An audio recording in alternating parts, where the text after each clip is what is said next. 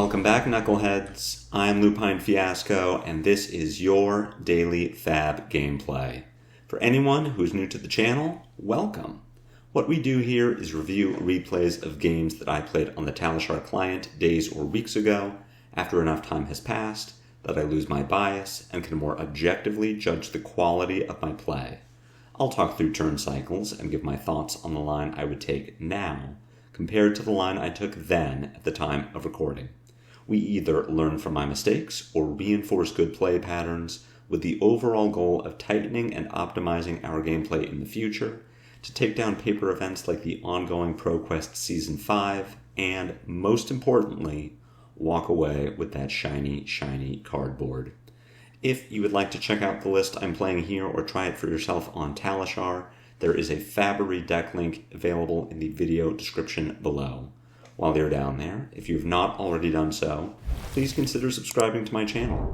A YouTube subscription is the best free way to support me and to make sure that you see daily FaB gameplay in your video feed 5 days a week. The best paid way to support me is through Patreon, and a Patreon link is also in the video description. A Patreon subscription will get you access to the DFG Discord and shiny cardboard Talishar card back. At higher tiers, your name will appear in every DFG video. You'll get bonus DFG content every week. There are even more benefits coming down the pipeline. Daily FaB gameplay will always be free 5 days a week, so for those who can afford to patronize me, I truly appreciate it.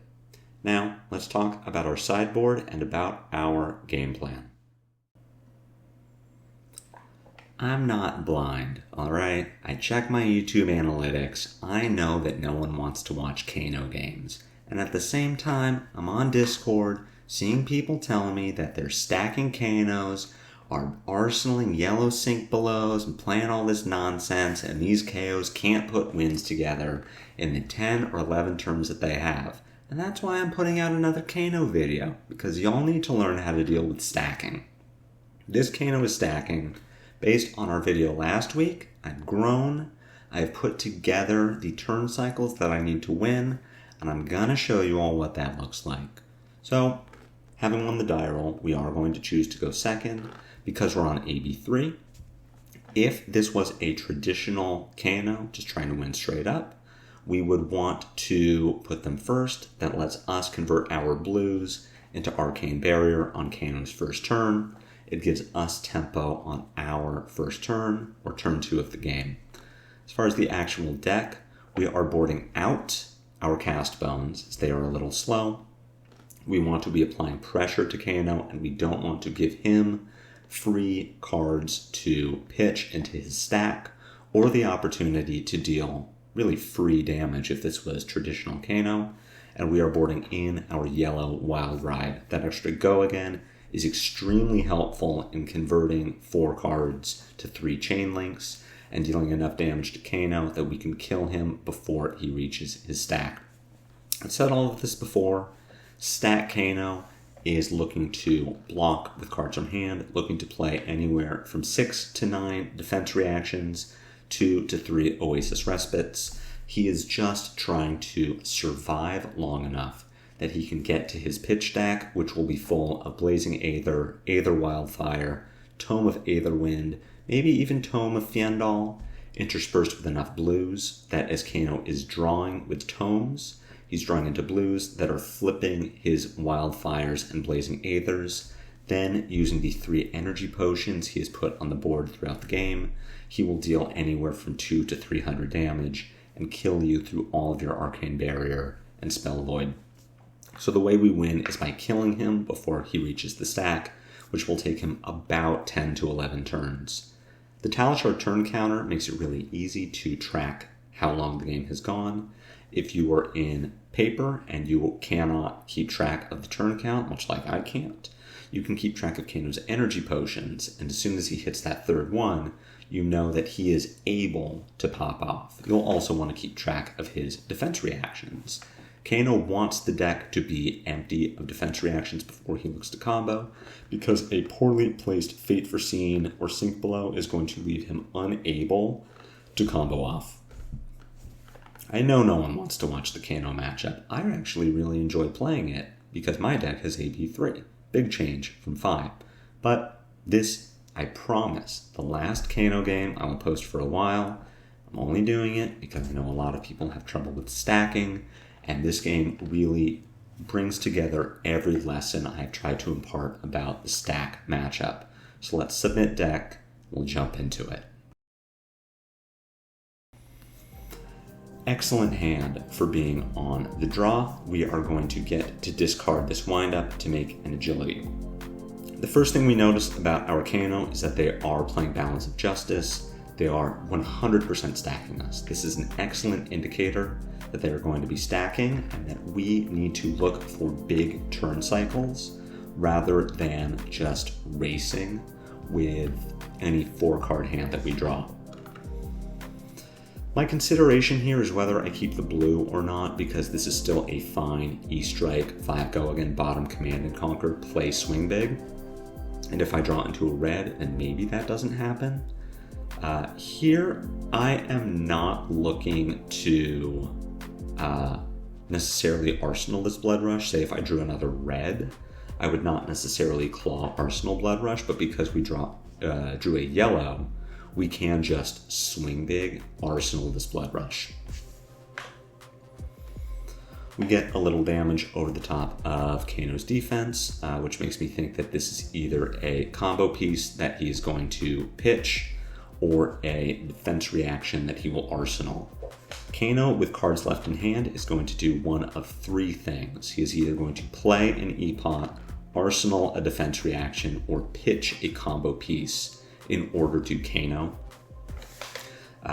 The only time that Kano will really ever Arsenal a card is if it is a defense reaction.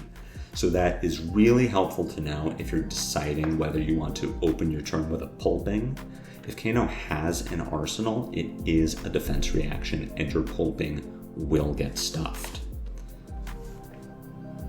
Do we want to play this Blood Rush? Really the answer is no. What we would like to do with this agility, because we only have 4 cards between our arsenal and hand, and we only have 2 counters on our tunic, we want another turn. So what we should do here is pitch our blue to play Runner, refresh our agility, then pitch Pack Hunt to attack with Claw. We still send 9 damage Kano's way, which is either hurting him or taking cards out of his hand on defense. And on our next turn, we get a 5-card Blood Rush with Tunic and Agility. Playing Blood Rush here, definitely premature. And in fact, we draw into enough of a turn that we are going to get to Pack Hunt for 8, potentially get some cards out of Kano's hand. We get to follow up with a Mandible Claw, and we can Arsenal this Wild Ride. So we're still getting a decent setup to try and win this game, but this turn would have been so much better if we had 5-card Blood Rush with Agility and Tunic. Kano pitching a Tome of Aetherwind, playing out the Oasis Respite, so that's on me for telling you it would be a defense reaction. It could also be an Oasis Respite, but I would not recommend playing a Pulping with a card in Kano's arsenal.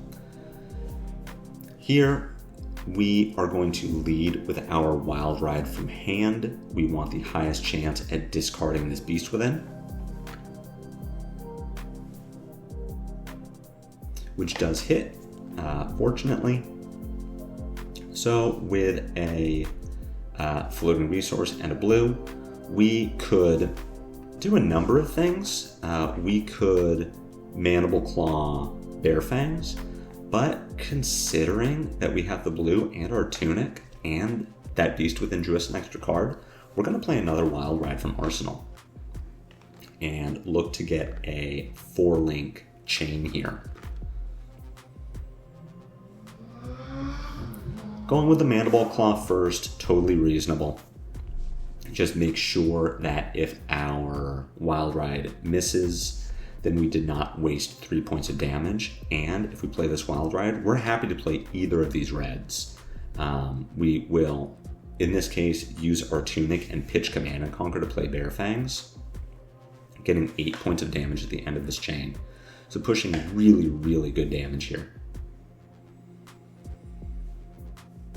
Because Kano didn't block, again, we are expecting him to either pitch a combo piece to Crucible or just play an energy potion. Here is where we are going to start really implementing the lessons we've learned about stacking to set up a win. We could play this Blood Rush Bellow, pitch our Wild Ride, and just hope to discard Beast Within so that we can put a good turn together. Or what we can do, because this is only turn 5 and Kano only has 1 E-Pot, we just pitch our Beast Within to play Pack Hunt, and we arsenal this Wild Ride, keeping the Blood Rush in hand so that we can attempt to set up a 5-card Blood Rush turn that goes at least 3 chain links wide. The reason that we are arsenaling the Wild Ride and not the Blood Rush is so that Blood Rush cannot discard Wild Ride. And here we put ourselves in another position where the best thing to do with this hand is still not play Blood Rush, because we don't have our Tunic yet and we have time to set up a bigger turn. So what we are going to do with this hand is we are going to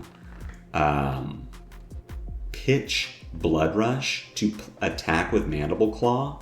Then we're going to discard Agile Windup to make Might Agility, and we're going to pass the turn. We are setting up the biggest Blood Rush turn that we can between Agility, Might, and Tunic, and we know that we have time to do it. If we aren't pressuring Kano off of blocking with cards, he does get to stack faster, but it's not going to be 4 turns ahead of the clock. We draw into 2 more blues. This is going to be a massive Blood Rush turn, especially because if our Blood Rush draws us more blues, then those blues at least potentially get discarded to the Wild Ride in our arsenal to turn into reds.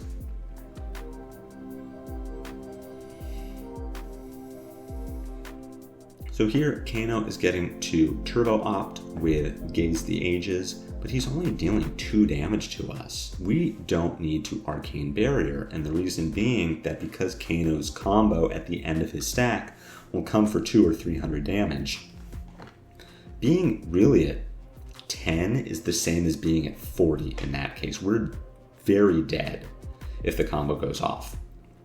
Kano plays his second E-Pot, but we know that we still have plenty of time, so we are going to play this Blood Rush Bellow, which draws very well for us.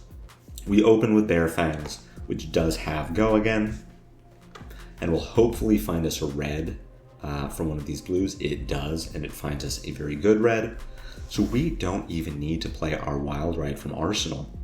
We are just going to Mandible Claw, use our Tunic to attack with the Swing Big, and still have our Wild Ride available for a 3-link chain next turn.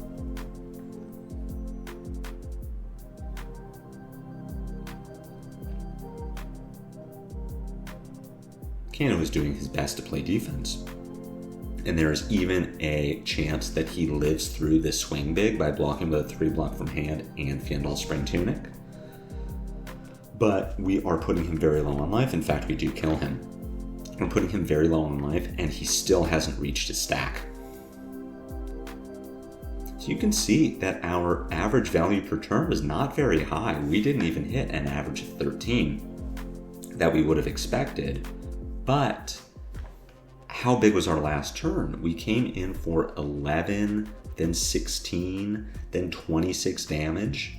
That was huge, and we set that up over the course of 3 turns, still applying some pressure to Kano, but never getting really big turn cycles and not playing hand to hand. We took 2 intellect penalties to set up a 26-point Blood Rush turn, but that 26-point Blood Rush turn ended up being exactly enough damage to kill Kano. And yes, he was filtering through his deck and he's opting, but we won on turn 7. We had at least 2 more turns before Kano killed us by reaching his stack. We were totally fine. And that is what I have been missing in my Kano games, and I think it's what a lot of KOs are missing, as this Kano stacking style is very new, and if your deck doesn't have enough go again in it, it can be very hard to convert your hands into offense and kill Kano before he reaches that stack. But hopefully this was helpful. Hopefully you saw what I've been talking about when saying you need to optimize your hands and you need to set up these massive turns rather than just playing as quickly as we can as we would against traditional Kano. The great advantage we have against stack Kano is that his stack strategy is very telegraphed. Balance of justice means that he is 100% stacking you. And if your Kano is on Ragamuffins, the first time you see a Fate Foreseen or a Sink Below, you know he's stacking you. Things definitely went well for us this game. We saw our blood rushes, even if our first one was really kind of wasted. We saw the second one soon enough. We drew our wild rides instead of pulpings. But even if we had been drawing our pulpings, I think we were still in a really good position to win this game. So hopefully you enjoyed the last Kano game I'll post for a while, I promise. I hope you learned something. If so, be sure to take that like button to Pound Town. My comments are always open for any questions or feedback. Again, if you haven't already done so, please consider a YouTube subscription. It's free, it helps me out, but no matter what you do, catch me back here next week for more daily FaB gameplay. Good luck in your pro quests this weekend. Good luck getting your PTIs and walking away with your shiny, shiny cardboard. And until the next time I see you, take care.